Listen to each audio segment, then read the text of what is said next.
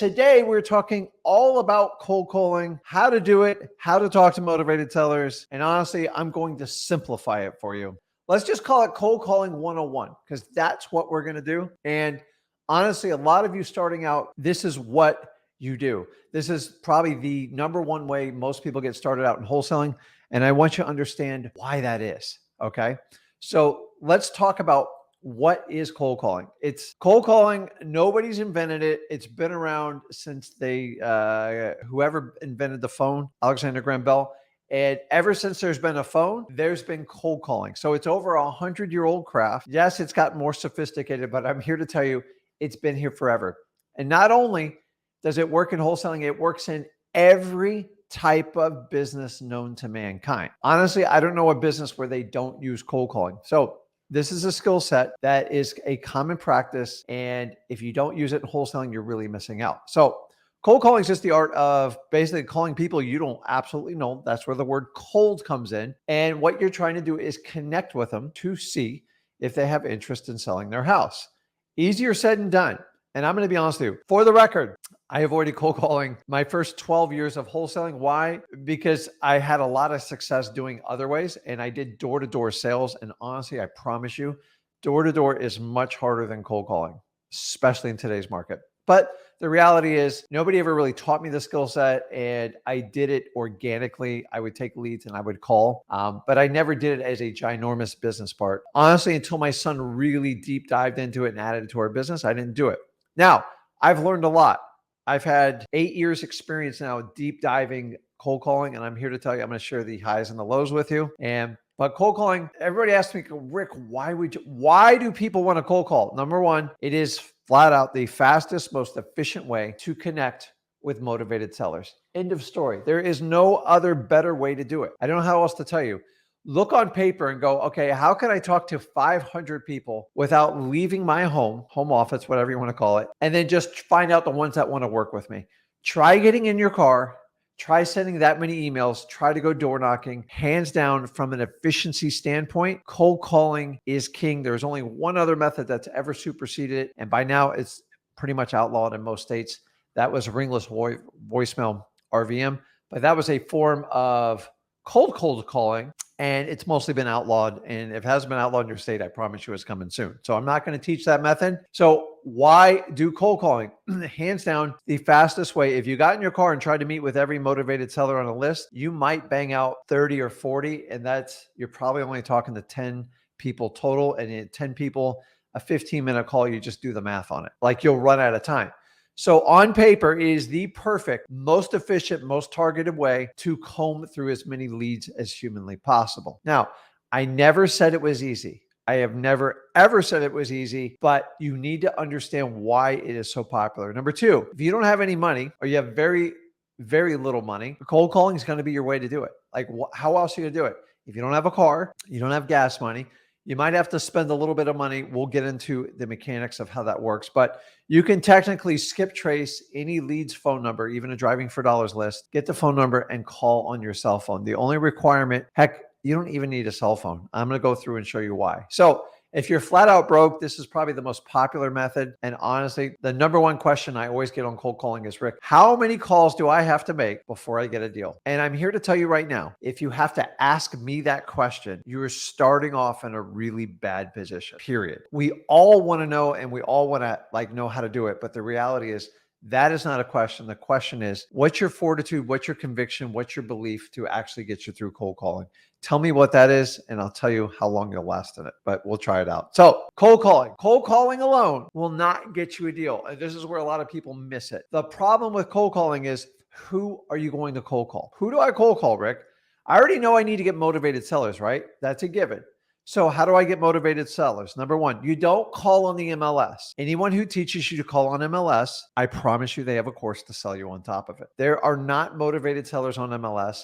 There is a few exceptions on MLS, but for the most part, if you call 200 people on MLS, you're going to get 199 pissed off people at you. Why? Because they listed it with a realtor. Why? To get absolutely full value.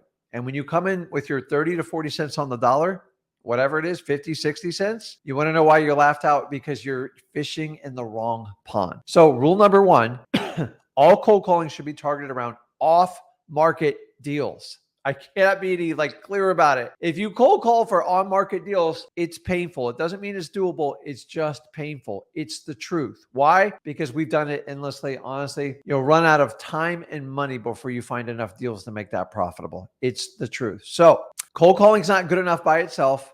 You have to focus on the best list to cold call. So this live stream specifically is only going to target the list where you're going to get the most traction. So I'm going to give you what works best in our business and what works best all around the country in virtual markets, me and Zach do, and then all the markets I work with people in wholesaling. So remember, I got 21 years experience. I know what I'm talking about this. I don't follow fads. I will follow a trend, but trends only last so long. So understand that. So there's been a big push to get as much data as you can and cold call people over the last 5-6 years. Guys, that trend is over. It's a fad. It's been abused and it doesn't work anymore. If you think you can get 30 to 50,000 leads, skip trace them at an affordable amount, and then pay someone to sit there 3 to 5 cold callers, cold call all day and make a profit with no experience, I got a lot of stuff to sell you. The reality is that is not a real business plan. And that only about 1% of the people will ever succeed with that plan. It's the truth. I've watched more people fail with that plan than succeed. That's why you don't see these seminars anymore about these mass data points, because it's been abused, it's been oversold, and it's not really profitable because the cost of the data and the staff is going to outweigh your profitability. You've got to get much more lean lists, much more high motivated lists, much more niche lists. So let's go through the best list to do. As usual, most of the lists I'm going to teach you are going to be associated with government lists. These are lists that are derived through some sort of court action, county action, or city action. And the reason why they work is because the motivation is there. People do not like to get notifications when a property's in foreclosure, when they're on an eviction list or anything like that, and you need to know that going into it. So what I'm going to do is do them by order of importance, and you should heed the warning of how I post these because I kind of do them in order of importance. Now, some of you guys will have a little bit different order than me. That's okay. That's fine. But I want you to understand, notice if a list is not up here, it means it's not the best list for cold calling. Guys, I could probably rattle off 35 lists. I'm only going to nail this down to, let's see, 1, 2, 3. Let's see, 1, 2, 3, 4, 5, 6. Because when you're trying to get your first deal and you're trying to get success, you need to go to the highest probability list. Now, you're going to notice I don't put Zillow FSBOs on here because it is not a high priority list. There are deals in there and they are off market, kind of off market. They're semi on market because it's on Zillow. But the reality is they typically want full price. This list requires a lot of quantity. So I didn't put it on there. So let's talk with the most popular list. Hands down, the best list you can do for cold calling is code violation. I don't care what you say. I've been doing this long enough. This is simply when a city tags a property because either it is not in compliance, usually with the landscaping, its appearance, deferred maintenance, blue tarp on roof, maybe the windows are boarded up. And guys, I know I sound like a broken record on this, but the reason I harp on it is because it works. Remember, I've been doing wholesaling for 21 years. I'm not a guy who's going to teach you the latest fad and the latest trend. I'm not going to teach you about cryptocurrency, any of that crap. I'm going to tell you what works in wholesaling. And I never said I'm going to give you the easiest route. I'm going to give you the most profitable and most effective route. Doesn't mean you got to work. You're going to have to work on it. Now, code violations, how do you get it? Just go down typically to your city. And sometimes they have a county list depending on the size. And then basically it's going to be right next to the building permits, some sort of building department. And then you're going to have code enforcement. Sometimes the police department is actually connected to this building. If you don't have like a county sheriff, this is where you would find it. Now, I never said this list is easy to get. Even when I went after this list back in 2003, I had to bribe people in it. What do I mean by bribe him? I had to give them a dozen donuts. And I'm being honest, I had a few of the donuts myself too. But you actually have to overcome some resistance with all these lists. So I don't bore you with details on everyone. To overcome resistance, you have to be persistent and it takes time. Now, you're much better at getting any of these lists in person as opposed to getting it virtually. That's just the truth. It doesn't mean you can't get it virtually, but it usually takes a little bit more effort. And remember, if you go out and chase all 5 or 6 of these lists and you get a couple, you're way ahead of the curve. And I want you to understand this. I never told people they would bat 100% when they go around chasing this list, I want you to understand the whole thing. So, okay, let's keep going. Remember, I'm doing this in order of importance. If you were going to put a cold calling campaign together right now and you wanted to call tonight, this is the order of the list. Now, you might have to go chase some of these lists. And it doesn't mean you don't call on any of the other lists. I'm just giving you my opinion through my business of what works in our local market and virtual markets. The second one, obviously, if you're local, it makes a huge difference. Driving for dollars. These are typically the motivations. It's already worn on the side of the building. And for the record, a lot of your driving for dollar leads will correlate with your code violation leads. Now, code violation leads are like cheating driving for dollars. And for that reason's why I put it above it, because if you can get that list without putting in that effort and the gas in your car, you have a huge advantage. Plus, you already know the city's already contacting them. And once they get that nasty red letter and that posting on their door, it's nerve-wracking. Listen, guys, people don't purposely, for the most part, there's like a 1% that do. People purposely do not want to be on the code violation list. It's not fun.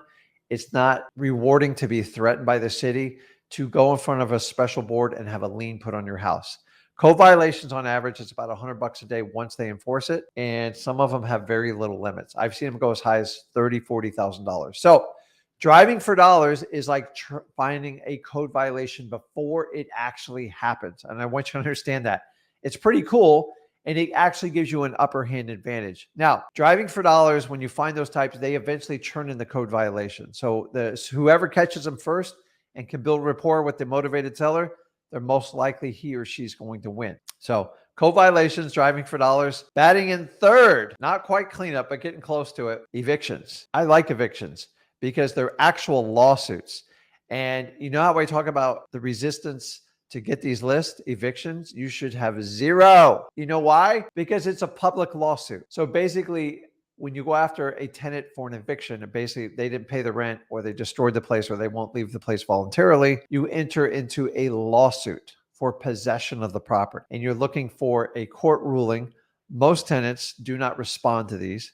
And they typically got 20 or 30 days, depending on which state you're in. Florida's crazy. It's pretty easy to get people out. But if your states like California and New York, evictions take like forever. And for that reason alone, they're very, very motivating.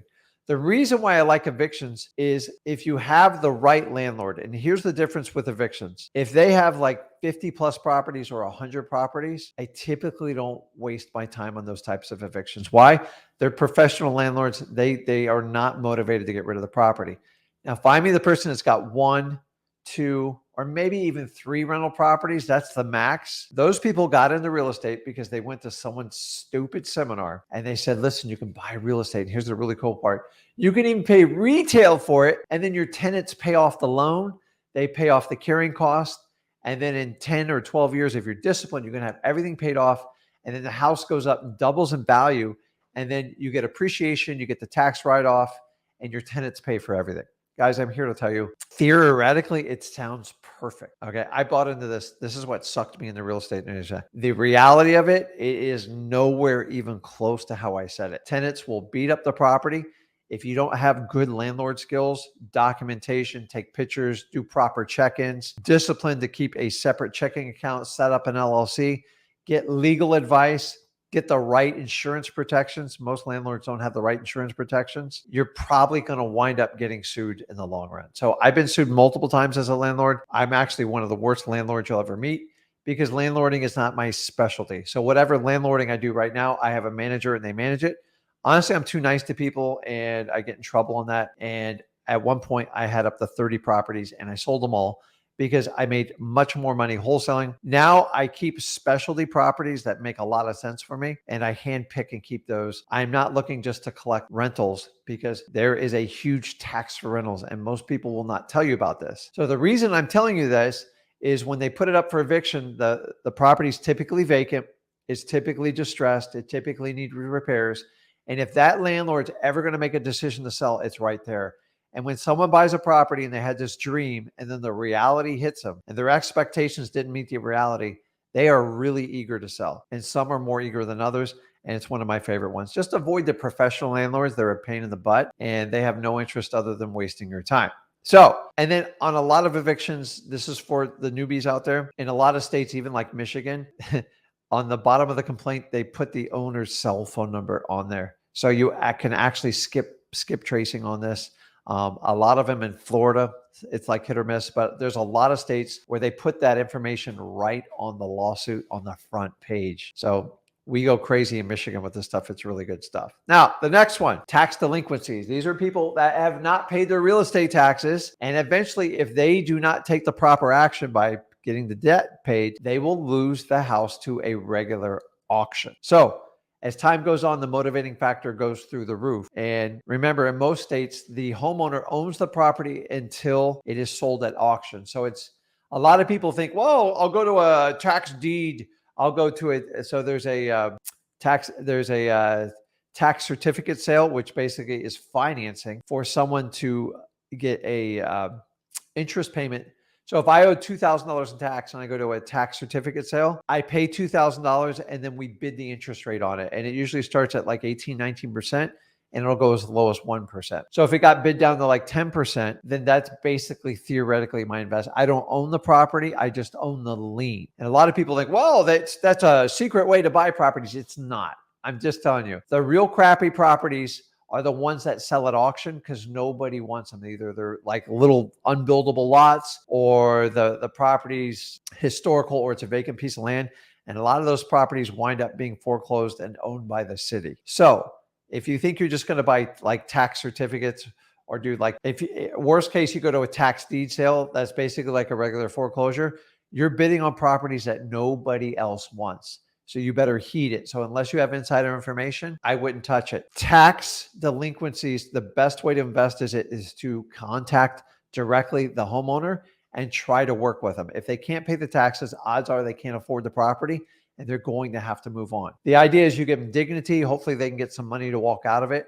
And some of these properties are free and clear. They're crazy if they don't solve this situation. You got to deal with a lot of drama, but it works really well. I've tried every which way tax delinquency. The only way is to skip trace them and cold call them. And then the last two are going to be basically specialty lists. So fire damage properties, it's real simple. Someone's going to create a course on this. I promise you. I apologize up front for it, but a fire damage property is pretty straightforward. Go to your local fire department, kill them with kindness. Don't bring them beer or anything like that, but bring them some sweet treats, cookies, donuts. They'll never turn it down. Hopefully these are like real fit people. And then bribe them into giving you this list, but it should be public information anyway. So you just want a list of all the fire damaged properties because you want to help people out. That's all you ask for. So there could be multiple fire departments within there's one in the city, there's one in the county. Access them all. Just do not be pushy with these people because they do a job most people don't have the capacity to do, including myself. So the next one, water shutoffs. And here's the key to water shutoffs. You have to go to a public utility system. If it's private, odds are you aren't going to get it. Full disclosure, it's one of the most challenging lists to get. Rick, why do I want to do water shutoff? What the hell does water shutoff have to do with wholesaling? Listen, if the water gets shut off, there's probably financial duress and the property most likely to get sold. If there's no water running, there's no toilets running, there's no showers running. It's hard. You can't do your wash. What are you going to do? So it makes sense. Not an easy list to get. And if you get it, it's absolutely liquid gold. So let's move on to the real importance of this, how to make a cold call. And I'm here to tell you, a lot of people screw this part of it up, and I don't know why. But before we get into it, let's talk about the mechanics, any type of software you need for it. So I'm going to put up the most devastating software, and I could charge you $5,000 for it. But you know me, I'm just going to tell you the way it is. This is how most people start out that are on a limited to what I call no budget. You ready? Google Voice, it's free. And here's the crazy part is you don't even have to have a cell phone. You can actually do it from your computer. You can actually click the buttons, set up a Google Voice account, and make the call from your computer. Now, the only thing I advise you, if you do the Google Voice, get rid of that ridiculous Google Voice announcement on there. You have the option to remove that. Make sure you check that box and remove it, because if your sellers hear that, they're going to assume you're a scam artist. So I don't teach you how to be a scam artist. I don't teach any of that stuff. I teach you how to be a very good wholesaler. And if you have this is Google Voice. Let me wait while your number's being connected. So you can eliminate that. It makes a huge difference. Now, that's what we call the hustle muscle. That means you're doing it for I don't have a lot of money, Rick. I have to make this work. You're going to have to go this route. I don't know what else to tell you. Or you can make it directly from your cell phone. But remember, I'm not a big advocate of giving out your personal cell phone because it will create problems for you, because there's some people that get pissed off when you call So here's what most people wind up doing when they're really serious about cold calling. And I said, this is going to run you about $100 a month on average, but it is what it is. And when you try to call thousands of people, dialing them at one by one, there is a limitation of how much time you can actually go through and call. So the paid way is a triple line dialer, and your options on that is going to be Mojo. It is what it is. To me, it's the most popular, and it was actually meant for realtors, but it works pretty well for wholesalers, and it's got a CRM built into it. But basically, you're like, what the hell? Why would I call three people at the same time? It's much more efficient. So the reality is when you call three people at a time, only one usually connects, and the other two, you can send the voicemail or make it auto dial and put it back in your rotation. It's extremely efficient. The reality is, guys, when you do these cold calls, if I had 50 people I was going to call just on, say, like my cell phone, I dial 50, I'm probably going to talk to like 5 or 6, maybe 10 or 12 if like you hit the right time, maybe if you hit them in the evening.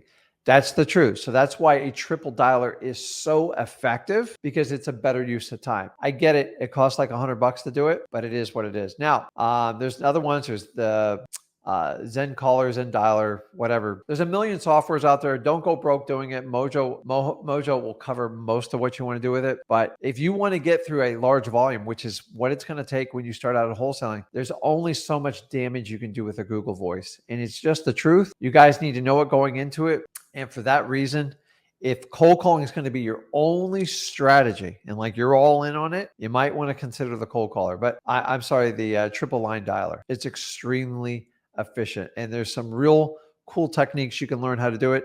If you want to learn more how to do it, we do it over at freewholesaling.com. But that's it, guys. So now you've dedicated to doing your cold calls. You understand the right lists to attack. And by the way, you can add much more lists to it. I'm telling you, if you had to like, hey, Rick, you can only pick 3 lists. I just gave you my top 3, and then I gave you 3 behind it. Doesn't mean you can't do Zillow, Fizbos, and all the other stuff you do. I'm just telling you, these are the lists I would start with, because I want the highest probability as humanly possible. Because the reality is, most of you guys aren't used to talking to motivated sellers, and this is new to you, and this is the best way to get it in, is high repetition, high volume. And so I'm here to tell you, now we're going to talk about the hardest part of cold calling. And this is what kept me out of it for a while. And what you understand is, if it scares you, you're in the right place. So if you're not getting uncomfortable and doing something you never did in your previous life, you're in the right place. So it means you want to engage it. Nobody's going to physically hurt you in a cold call. I promise you. I guarantee you this. Can they harass you? Yeah, just hang up on them. And if you get upset when people call you names, get over it. Or just hop on the one-on-ones with me and I'll call you names for 10 minutes and see if you can handle it. I'm just telling you, it's the truth, guys. You have to deal with it. You should never let your attitude, your how you deal with your family based on how the cold calls went. You just have to, when it's over, detach from it, move it. Sometimes it's phenomenal. Sometimes it sucks. But the person who is extremely consistent in going through it and being disciplined will get the most traction. Now, well, Rick, how do I pick up the phone and do it? Once again, I'm just going to hit you in the face here.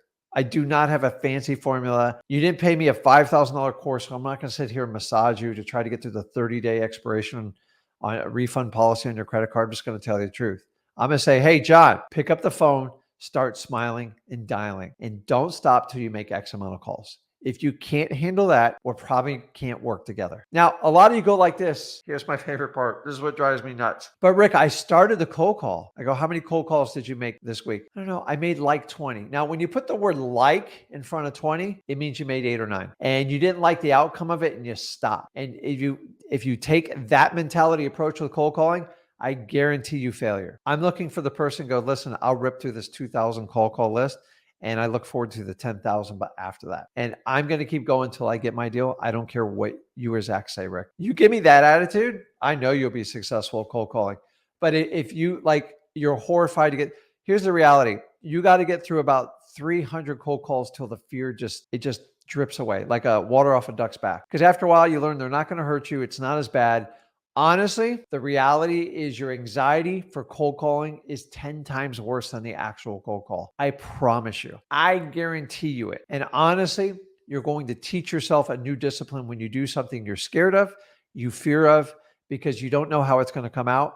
And until you get through this, you know you need to do it. And if you don't do it, you're going to fail. Okay? Do not sit here and talk to me and Zach and say, well, I made like 20 cold calls. That's ridiculous, guys. Like that's 10, 15 minutes of calls at best. And if that was your entire week's production, what the hell did you do the rest of the week? Okay, I get it. I did not start out cold calling. And honestly, if I was a smart guy, I would have just dealt with it head on. The reason I didn't cold call, for full transparent truth, I didn't like it.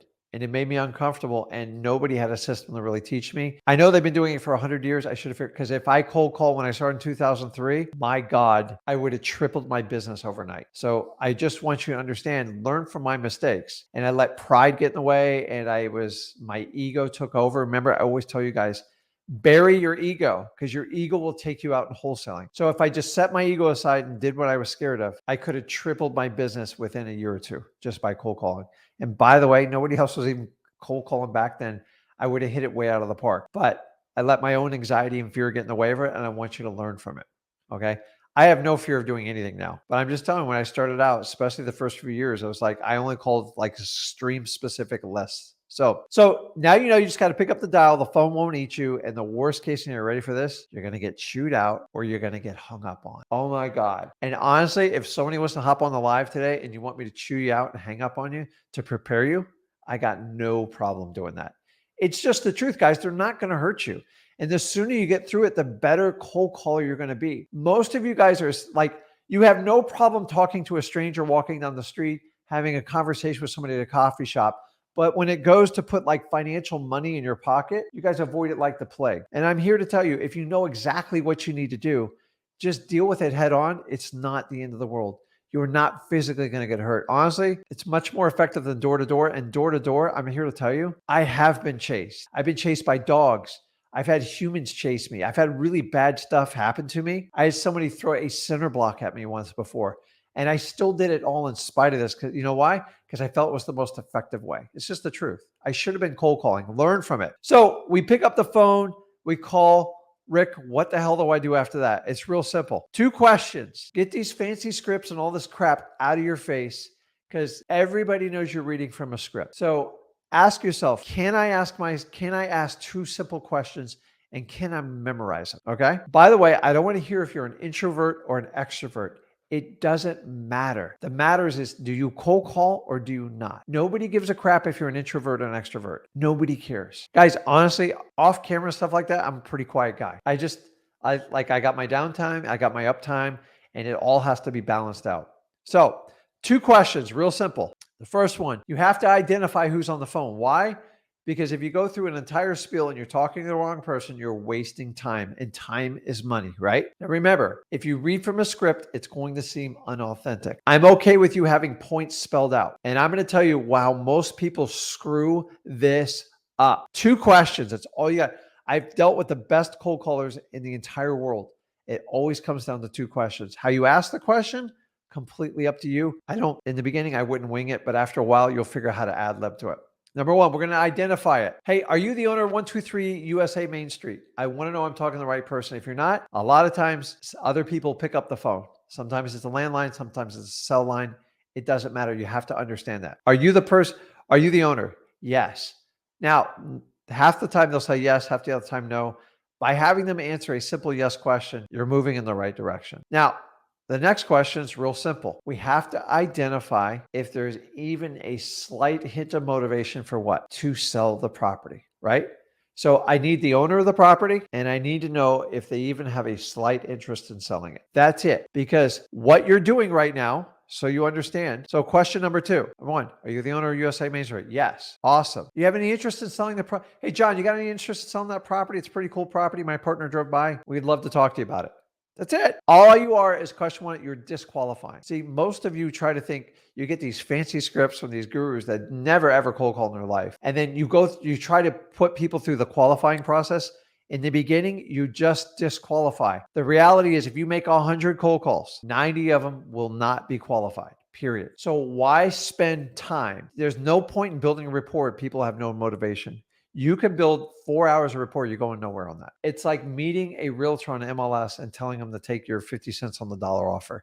You're wasting your time. So the first 2 questions, are you the owner of XYZ Street? Yes. Excellent. Are you interested in selling the property? After that, you've got to go deep into building rapport and qualifying. Now, Once you do the disqualifying, remember, if you talk to 100 sellers, 90 of them are not going to qualify for what we do. And I'm okay with that. You got to get rid of those 90 as fast as possible and deal with the 10 that want to talk to you. But a lot of you spend all your time trying to talk to the unqualified, disqualified, and you waste your time. Disqualifying with these two questions right off the bat.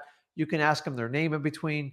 You should have their name anyways on the list, so you should be using the name. Once you disqualify, now you simply go into qualify. Okay. We teach you the MCTP. If you don't know what I'm talking about, go over to freewholesaling.com. I teach you all this for free, me and my Zach in our course. I only have so much time. I'm not going to teach you motivation, condition, timeline, and price. Okay. But a lot of you start out with MCTP before disqualifying. The key to cold calling is disqualifying people because a majority of the people are not going to qualify.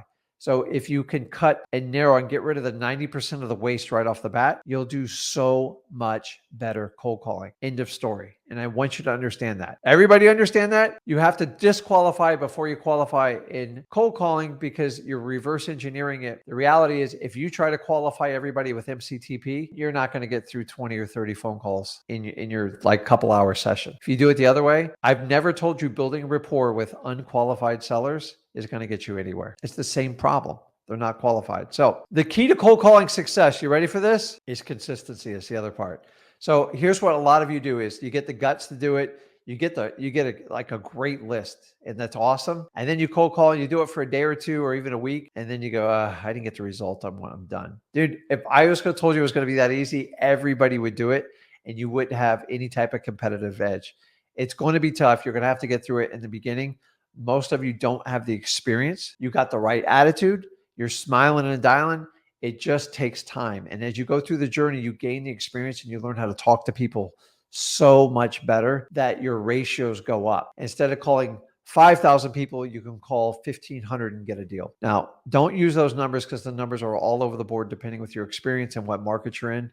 So don't use that as a reference because if you rely on that, it's going to crush your expectations. So how do we become consistent? It's real simple. You have to schedule it. I'm all about the time block. So I like to take 2 hours, a maximum 3 hours to cold call because the human mind can only handle so much. Now, using the triple line dialer kind of automates some of the process for you. And you guys got to look at it like, and gals, if you go to work out or say you're going to go for a run or something like that, you have to get in a mindset and you have to put your armor on, your body armor. What's your armor? It's your conviction. It's like, hey, I'm not going to let anybody break my dream of becoming financially free and have freedom on my time. So you have to schedule it, guys.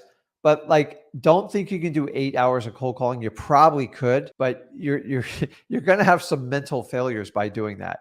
So I like to do 2 hours of blocks, especially with a triple line dialer because it's highly efficient and you can start looking at numbers. If you got to push it to 2.5 hours to 3 hours, that's fine. Please don't schedule 8 hours because you're going to burn out. And if you burn out, what's the point, right? Remember, I'm always teaching you to be a marathon wholesaler.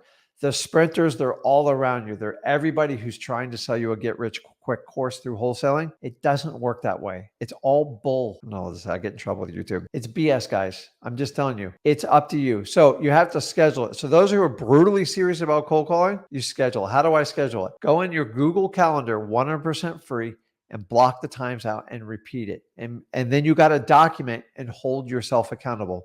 Oh my God, Rick said I have to hold myself accountable. That's right. I'm not going to hold you accountable. Zach's not going to hold you accountable. We'll give you guidance. We'll give you feedback. But at the end of the day, no guru, no influencer, nobody's been doing this business 20, 30, 50 years. I don't care how long. At the end of the day, if you don't make yourself accountable, there's no way to succeed in any business you do. Because if you're going to lie, steal, and cheat from yourself, what are you going to do when you work with others? And that's the reality is. Once you can have a relationship and be brutally honest with yourself, you can solve any problem. You can make any amount of money you want. But if you're going to constantly switch the narrative to protect your own ego, and remember, once you're defending your ego, you're already at a huge disadvantage. You have to lose your ego. Guys, cold calling is not complicated. It's actually very straightforward. Most people just don't have the guts to do it. And the people that do it, they tiptoe into it. So I do like this cold plunge thing, and I hate it with a passion. I'm not going to lie to you. And if you can relate, the water's like 40 some odd degrees. I've tried sticking my toes in. I've tried holding my breath. There's no other word in it. It just sucks. But like once I get in and get immersed, if I can get past that first minute and a half, it's one of the best feelings in the world. And that's how I can relate cold calling. You people putting your toes in the water and making 10 or 20 calls, you're just feeding your ego. You're the same type of person that's going to go to the gym and go there for an hour and you use like two machines and you're on your phone the entire time. The reality is you have one purpose going to the gym is to make a better version of yourself. So you can be strong. If the body's strong, the mind's strong, and you can move around, you can help out sellers, you can help out your family and do everything. But if you're there for a social membership, just admit it to yourself, and I'm okay with it. But the cold plunge is probably the best analogy I can make because honestly, I've been doing it it's never even pleasant. I don't even know what to tell you, but you get a euphoric feeling because you push your body to do something that you didn't want to do. Honestly, I would take cold calling over the cold plunge. It's that difficult because it literally takes your breath away and stuff like that. So if you're not going to do cold calling, I need you guys all to go out and do an instant cold plunge. And I just realized the same word, cold calling, cold plunge. What an analogy. I think I'm just going to end it on that note there. So that is it on cold calling. Anybody wants to talk about cold calling today? Remember, I'm talking about the simple mechanics. If you had to spell it out, I can give you an entire slide presentation on it. I just summed up 98% of the courses out there. And honestly, I think I gave more detail than a lot of the courses. At some point, you just got to do it. And I find when you pay these gurus big chunks of money, and then you go on your shows and you guys talk to them about it, they're like way too nice to you guys. I'm sorry. Just step up and get it done. Like, just do it.